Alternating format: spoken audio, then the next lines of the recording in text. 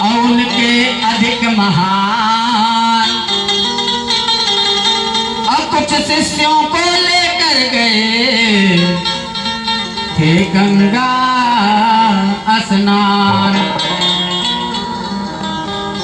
श्रृंगी ऋषि जब स्नान करने के लिए गए हुए थे तो छोटे छोटे बच्चों ने गुरुजी के गले में मरा हुआ सांप जब लटका हुआ देखा तो आकर के कहने लगे श्रृंगी ऋषि से, भैया भैया बड़ा अनर्थ हो गया। क्या हुआ? कहा गुरुजी के गले में एक राजा आया था और उसने सर्प डाल दिया। सर्प डाल दिया? क्यों? पता नहीं क्यों।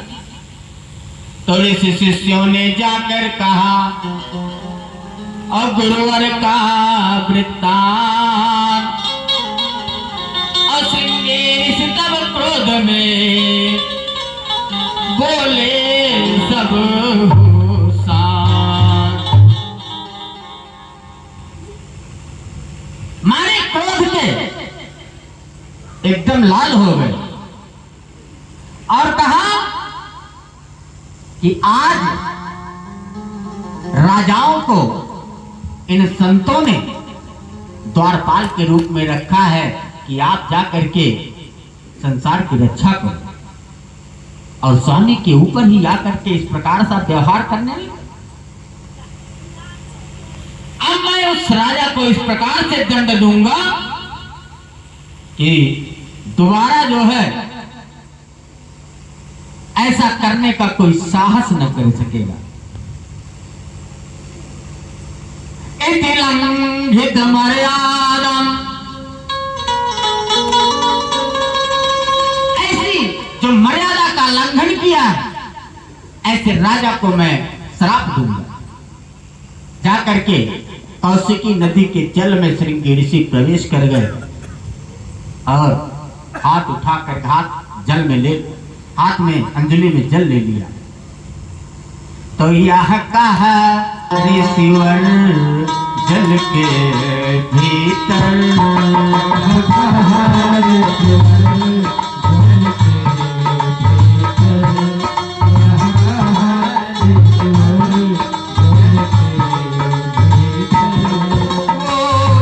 हाथ उठा कर के बोले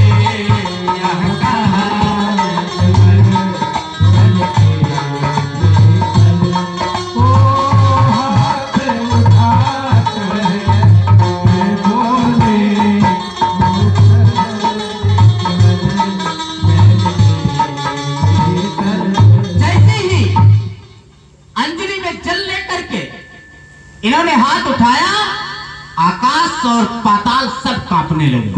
तो कांपने लगे मही आसमान,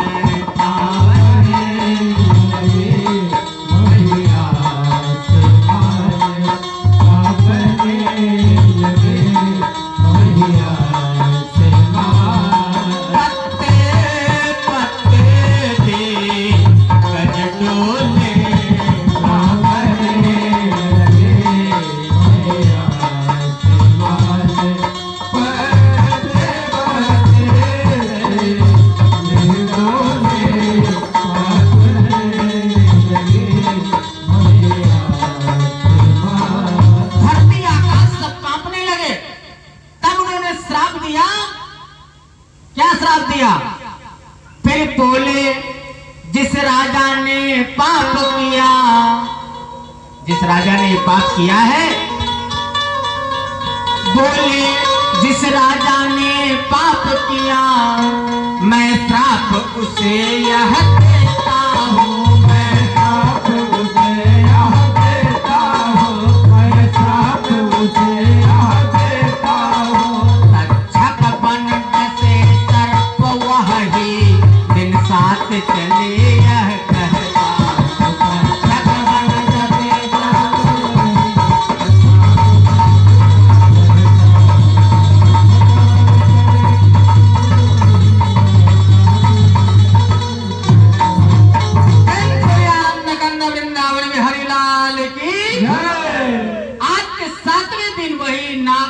तक्षक बन करके उनको काटेगा। इति लंघित मर्यादम तक्षकं सप्तमे हनि दक्षित स्म कुलांगारं चोदितो में तद्रुहम। आज के 7वें दिन वही नाग तक्षक बन करके उसको काट लेगा। आकर के गुरु जी के सम्मुख पहुंचे, मरा हुआ सांप निकाल करके फेंका, जोर जोर से रोने लगे और फिर दौड़ करके आंख निकाल करके उस सांप के पास पहुंचे। कहे बोले, हे सर्प बने तो तक्षक जा, औसत में दिन नृप को दस लेना।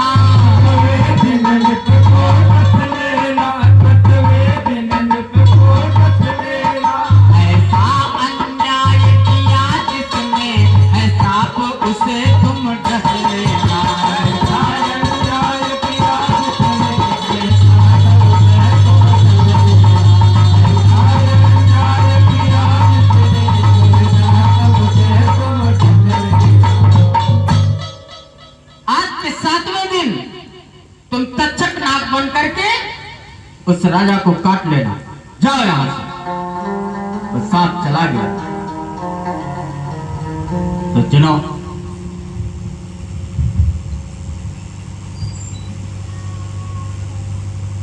द्वारिका प्रधान जी की तरफ से 501 रुपया भगवान के चरणों में अरदास आया हुआ है। भगवान इनकी मनोकामना पूर्ण करें और ऐसे ही माता बाबा की कृपा इन पर और इनके परिवार पर बनी रहे। राधे राधे। प्रेम से बोलिए माता बाबा की जय, सभी भक्तों की जय, समस्त दानियों की जय। इस प्रकार से जब तक्षक नाग बन करके वो सर्प वहां से चलता है और रोने लगे, समय ऋषि का नेत्र खुला। कहा बेटा क्या हुआ, क्यों रो रहे हो, तुम्हारा किसी ने अपकार किया क्या? कहा महाराज आपको नहीं पता? कहा नहीं। कहा आपके गले में एक राजा आया था, मारा हुआ सांप डाल दिया, मारे तो सिख मैंने श्राप दे दिया। अब जब ध्यान लगाया राजा परीक्षित, अरे तूने क्या कर डाला बेटा? राजर्षि परीक्षित को तूने श्राप दे दिया। भय सोच बस सुन ऋषि श्राप,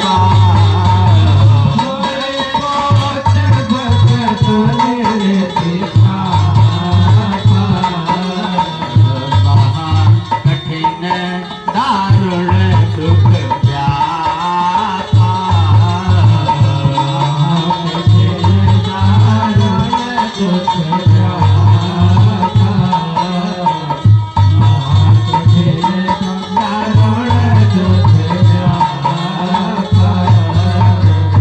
कहा तूने क्या कर डाला?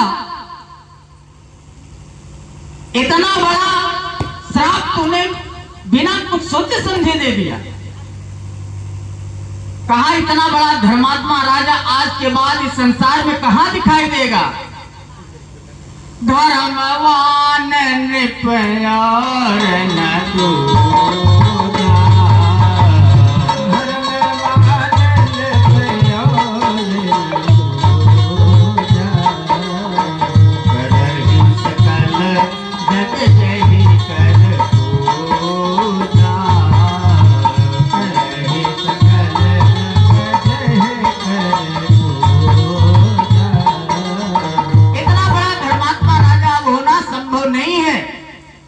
इसके बाद में राजा परीक्षित को संदेश भिजवा दिया कि महाराज आज के 7वें दिन आपको तक्षक नाग काट लेगा, बचने का कोई उपाय नहीं। अब राजा परीक्षित जैसे ही मुकुट उतारे, अपने कृत्यों को सोचे तो एकदम ग्लानि से भर गए कि मुझ जैसे राजा से इतना बड़ा पाप कैसे हो गया। लेकिन अब मैं क्या करूं? तुरंत ही जैसे ही इनके पास संदेशा पहुंचा कि महाराज आज के 7वें दिन तक्षक नाग आपको काट लेगा, बचने का कोई उपाय नहीं, बड़े प्रसन्न हुए और सब कुछ अपने पुत्र जन्मेजय को सौंप करके आकर के गंगा जी के किनारे बैठ जाते हैं। सारे भक्तगण ऋषिगण सब आकर के चारों तरफ से इनको घेरते हैं। उसी समय महामुनि सुखदेव जी का आगमन होता है और उन्हीं से ये प्रश्न करते हैं और उनके प्रश्न के उत्तर में श्रीमद् भागवत पुराण की पूरी कथा राजा परीक्षित को श्री सुखदेव जी सुनाते हैं। सुखदेव जी हैं कौन, कैसे पैदा हुए, कैसे यहाँ पर आए, इनकी अवस्था क्या है, ये सारी कथा कल के सत्र में आप लोगों को बड़ी ही सुंदर कथा सुनाई जाएगी। आप लोग लेकिन समय से आइएगा, क्योंकि अब एक कथा का एक एक दिन गंभीर होता जाएगा। अगर एक दिन भी आप चूके तो बीच से कथा निकल जाएगी, आपको पता नहीं चलेगी। इसलिए कल समय से ही ठीक 7 बजे यहाँ आप लोग उपलब्ध हो जाएं। आज कुछ विघ्न के कारण 2-4 मिनट कथा लेट हुआ, लेकिन जहाँ ऐसे दानी भक्त हैं वहाँ किसी प्रकार का विघ्न कुछ काम नहीं कर सकता। यहाँ भक्तों ने आकर के तेल की भी व्यवस्था की, जनरेटर चालू कराया और कथा सुचारू रूप से चली। आज की कथा का श्रेय हम उन्हीं को देते हैं। आइए प्रेम से भगवान के नाम का स्मरण करें और इसके बाद में आरती, और आरती करके प्रसाद खा के भगवान का नाम का स्मरण करते हुए आप लोग अपने